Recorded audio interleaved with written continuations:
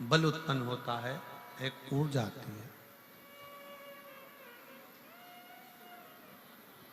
शरीर के अंतर्गत एक ऊर्जा का संचार होता रहता है। अब उस शिवलिंग को अपन समझे, सभी लोग जरा स्मरण करेंगे। शिवलिंग के अंतर्गत 3 स्थान ऐसे बताए गए हैं जो हमारे को एक बल देते हैं, हमारे भीतर की एक ऊर्जा उत्पन्न करते हैं। हमारे अंदर कितनी भी कमजोरी होगी, अगर आपने वो 3 स्थान पर हाथ का स्पर्श कर कर पंचाक्षर मंत्र नमः शिवाय या षडाक्षर मंत्र ओम नमः शिवाय या श्री शिवाय नमस्तुभ्यम का स्मरण किया है, तो वो स्थान का स्पर्श करते ही आपके अंदर एक ऊर्जा, एक एनर्जी, एक बल आपके अंतर्गत आता चले जाएगा। एक ऊर्जा आपके अंतर्गत आती चली जाएगी।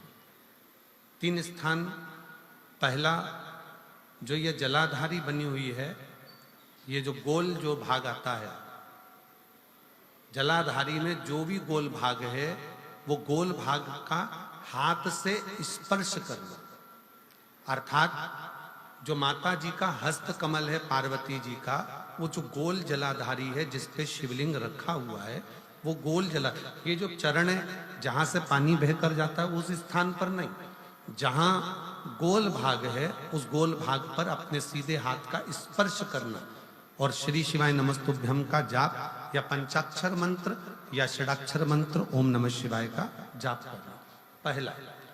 दूसरा स्थान, जहां से पानी बहकर जा रहा है उस स्थान का पानी जहां से बहकर नीचे गिरता है वो भाग पर अपने हाथ का स्पर्श, जहां से पानी बहकर नीचे गिरता है, जो जल आप चढ़ाते हो वो जल बहकर जो नीचे की ओर जाता है उसका स्पर्श, और पंचाक्षर या षडाक्षर या श्री शिवाय नमस्तुभ्यम मंत्र का जाप। फिर तीसरा स्थान बताया कि शिवलिंग में किसी भी स्थान पर अपनी हथेली का स्पर्श, केवल हथेली का स्पर्श, उसमें उंगलियों का स्पर्श नहीं, केवल हथेली का स्पर्श, और पंचाक्षर या षडाक्षर या श्री शिवाय नमस्तुभ्यम मंत्र का जाप। ये 3 स्थान ऐसे बताए हैं कि आपके शरीर में अगर बिल्कुल भी इतनी एनर्जी नहीं है कि आप 2 कदम चल सकते हैं, तो शंकर के मंदिर में, शिवालय में जाकर ये 3 स्थान का स्पर्श करिए। मंदिर से जब आप बाहर निकलेंगे तो खुद के बल पर निकलेंगे, कोई आपको उठाने के लिए जरूरत नहीं पड़ेगी। आप स्वयं के बल पर निकल सकते, स्वयं के बल पर आगे बढ़ सकते, स्वयं के बल पर अग्रणी हो सकते, स्वयं के बल पर आप आगे निकल सकते। 3 स्थान हैं जहां व्यक्ति के जीवन के दुख, तकलीफ, रोग, कष्ट अपने आप नष्ट होते चले जाते हैं। तो पहला जो स्थान है वो पार्वती जी का स्थान हस्तकमल, दूसरा कार्तिकेय और गणेश के मध्य में जो अशोक सुंदरी है और कार्तिक गणेश बैठे वहां से जो पानी नीचे की ओर आता है वो स्थान, और तीसरा अपनी हथेली का, शिवलिंग का कोई भी स्थान जहां अपनी हथेली का स्पर्श हो जाए वो स्थान। ये 3 जगह हमें बल देती है, हमें ऊर्जा देती है, हमें एनर्जी देती है। यही 3 स्थान, 3 अक्षत को इन 3 स्थान पर ही रखा जाता है। जो 3 स्थान अभी आपको बताए हैं, एक माता पार्वती जी का गोल स्थान हस्तकमल स्थान, दूसरा जहां से पानी बहकर नीचे की ओर जा रहा है उसी विराम स्थल पर, और तीसरा शंकर भगवान के शिवलिंग पर। ये 3 स्थान 3 अक्षत से पूर्ति कर देते।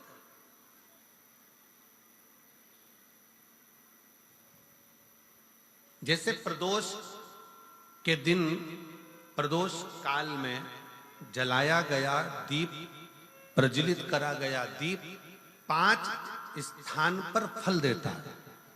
कितने स्थान पर फल देता है? 5 स्थान पर।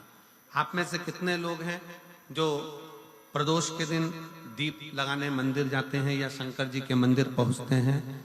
बहुत बहुत प्रणाम आपको, साधुता जानना चाहिए। अपना प्रदोष के दिन, प्रदोष काल में लगाया गया दीपक 5 स्थान पर फल देता है। पहला स्थान, अगर हमको या हमारे परिवार में किसी को काल सर्प दोष है, तो हमारा प्रदोष का लगाया गया दीपक कहीं पूजन मत कराओ, वो दीप जलाने से ही काल सर्प दोष समाप्त होता चले जाता है। दूसरा स्थान पितृदोष। अगर किसी ने कह दिया कि तेरे घर में पितृदोष है, तेरे घर में, कई लोग बता देते हैं कि तुम्हारे घर में, कई माताएं पूछती हैं मेरे घर में बेटा नहीं, मेरे घर में 3 बेटी हो गई, 4 बेटी हो गई, 5 बेटी हो गई, बेटा नहीं है, बेटा नहीं, तो किसी ने कह दिया पितृदोष है। अब तुम शंकर जी की पूजन कर रहे हो, शंकर जी पे जल चढ़ा रहे हो, शिव की स्तुति कर रहे हो, तो किसी किसी की यहाँ 3 बेटियों के बाद, 4 बेटियों के बाद, एक माता ने तो लिखा है कि उसके यहाँ 2008 में उसके घर में लड़की ने जन्म लिया था, या 2008 में उसके घर में बच्चे ने जन्म लिया था, लड़की ने। उसके बाद फिर लड़की ने जन्म लिया, और उसके बाद उसके घर में कोई पुत्र का योग नहीं बना। तब उसने प्रदोष के समय पर शाम को दिया लगाना प्रारंभ करा, और 2008 में बच्ची जन्मी थी, और अब 2024 में उसके घर में लड़के ने जन्म लिया।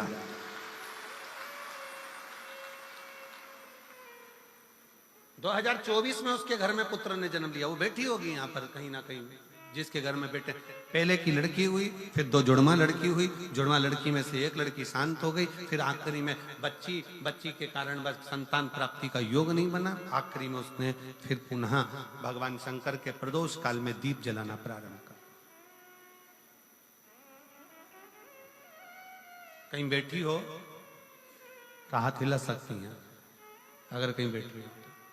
कितना कितना विचित्र कर्म है, जरा विचार करिएगा कि प्रदोष काल का लगाया गया दीपक, प्रदोष काल, प्रदोष के दिन, प्रदोष काल का जो दीपदान होता है वो सरल नहीं होता, वो सहज नहीं होता। 5 स्थान की पूर्ति करता है। पहला, जम के बोलो, पहला स्थान किस चीज के लिए? काल सर्पदोष के लिए। दूसरा पितृदोष। कैसा भी तुम्हें कोई पितृदोष बता दे, कितना भी तुमसे कोई कह दे कि तेरे घर में पितृ का दोष है, तेरे घर में ये दोष है, अगर आप प्रदोष के दिन, प्रदोष काल में, अर्थात सूर्य अस्त के समय के 2:45 तक का जो समय होता है, 2 घंटे के समय का, उसके अंतर्गत अगर आप प्रदोष काल के समय में भगवान शंकर को दीप लगाने के लिए अगर पहुंचे हो, तो वो आपको फल देगा ही, पितृदोष का निवारण होगा ही। चाहे तुम कुछ करो चाहे मत करो, वो पितृ की शांति करा दे। दूसरे नंबर पर है पितृदोष। तीसरे नंबर पर है वास्तु दोष। हमारे घर का, अब एक बहुत सावधानी से श्रवण करने वाला विषय है।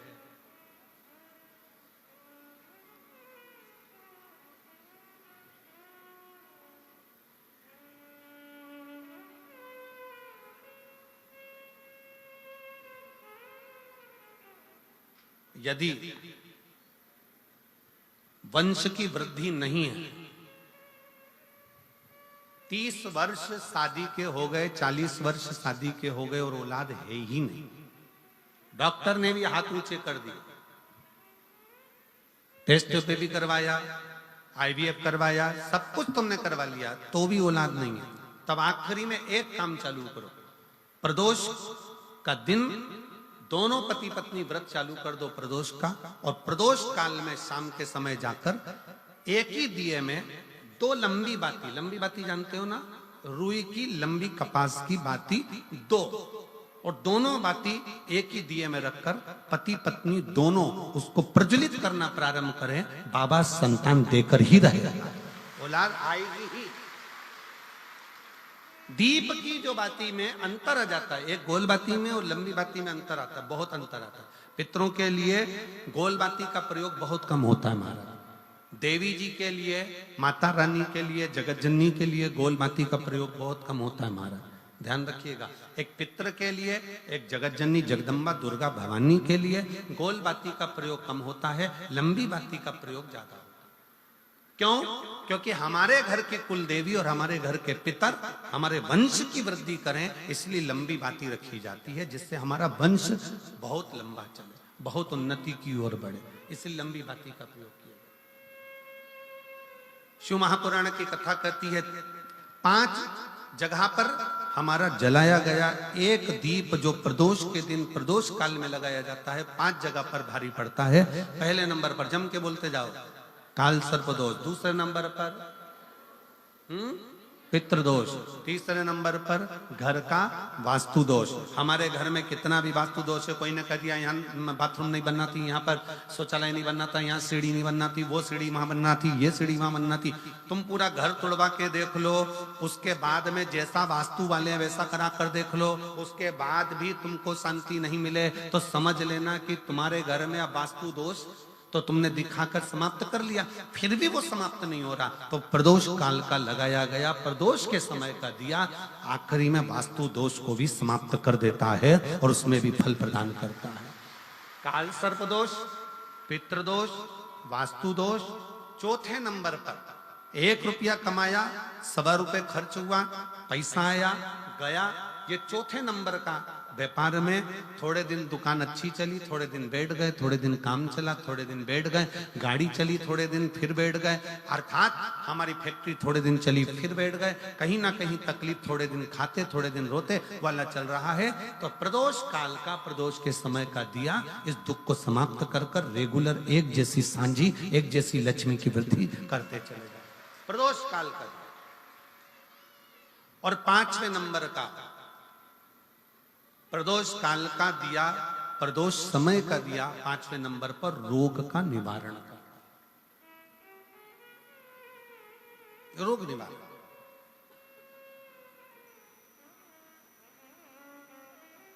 ये 5 स्थान जो बताए गए हैं प्रदोष काल के दिन, प्रदोष के दिन दीप प्रज्वलन के। और अब की बार की जो शिवरात्रि आ रही है, बाबा देव अधिदेव महादेव की बड़ी कृपा है उस पर, बहुत करुणा। 25 तारीख को प्रदोष और 26 तारीख को शिवरात्रि। अब जरा प्रदोष के पर्यांत की, प्रदोष के बाद की बिल्कुल लगी हुई पीठ से जो शिवरात्रि होती है, वो शिवरात्रि अगर उस शिवरात्रि का व्रत, साधना, तप, भजन, संसार का मनुष्य कर लेता है तो जिंदगी में उसने कोई व्रत किए ना किए हो, अगर एक व्रत शिवरात्रि का, प्रदोष की पीठ से लगी हुई शिवरात्रि का अगर कर लेता है तो उसको पूरे जीवन के व्रत का पुण्य फल प्राप्त हो। एक व्रत शिवरात्रि का प्रदोष पर्यंत की, अर्थात प्रदोष की पीठ से जुड़ी हुई। अब अगर आप कोई ब्राह्मण से, अगर कोई विद्वज्जन से, कोई पंडित जी से आप पूछेंगे प्रदोष कितनी बजे लग रहा है, वो बताएंगे। फिर प्रदोष लगने के बाद प्रदोष कब समाप्त हो रहा है, तो जिस दिन 26 तारीख हो रही है उसमें लगाया, दोनों की पीठ मिल रही, दोनों।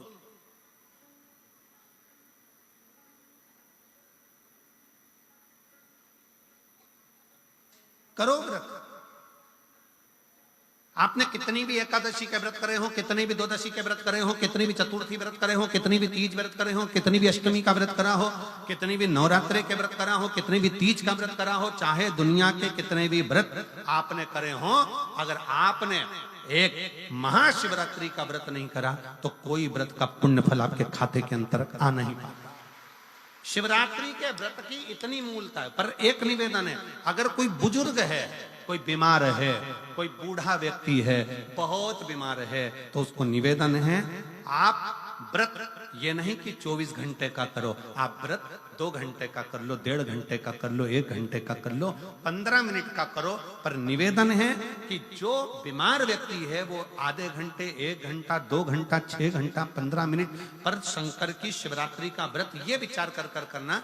बहू बेटा नाते रिश्ते सबको कह देना। कोई बीमार व्यक्ति है ना, वो भी कह दे कि देख बेटा मेरा व्रत है, तो घर के लोग कहेंगे पापा आपकी तबीयत खराब, मम्मी आपकी तबीयत खराब, दादी आपकी तबीयत खराब, आप व्रत कैसे कर रही हो, बच्चे की व्रत, बच्चा कैसे व्रत कर रहा है, तो कह देना मेरा 2 घंटे का व्रत है, 2 घंटे मैं बाबा का नाम लेकर, जल चढ़ाकर, जल का आचमन कर कर मेरे बाबा की भक्ति कर लूं 2 घंटे की, मेरा व्रत पूर्ण हो जाएगा। मैं व्रत कर रहा हूं, आधी में पुनी। तुलसी बाबा कहते हैं थोड़े में